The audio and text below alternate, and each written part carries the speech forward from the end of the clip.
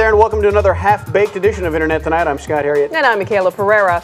You know, we're into the dog days of summer now, the heat of July, and it's time to take off for popular vacation spots. But there's one thing to remember when traveling to exotic locations: try not to lose anything while you're there. Good tip, Michaela. But if you happen to spend your vacation in Maui, fear not. There is a way to retrieve some of your lost valuables. Here's the story of one man, one website, and a heart of gold. On the exotic tropical island of Maui, there are fables of a new folk hero.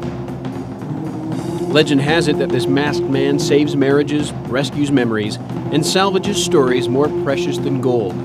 His name is Steve Corbett, but the natives call him Steve Corbett. What's the point of being on Maui if you're not going to get outside? And even though he lives at the end of paradise, if you need his services, believe it or not, the best way to reach him is by email through his website.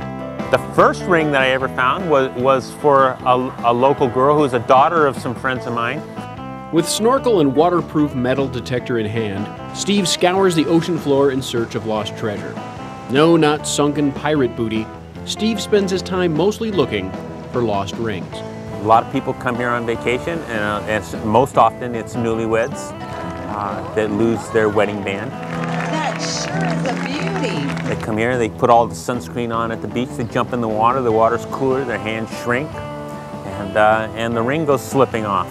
So Steve finds them and sends them back to their grateful owners. Oh, yes. I've returned at least 200, probably over 250 rings to individuals that have called me in the 4 to 5 years that I've been doing it. And I found that once people told me they'd lost something, I always wanted to go look for it, whether they were going to pay me or not. So I just quit charging, and I do it for rewards only now. Some of the stuff Steve's found can be seen at his website at Maui.net.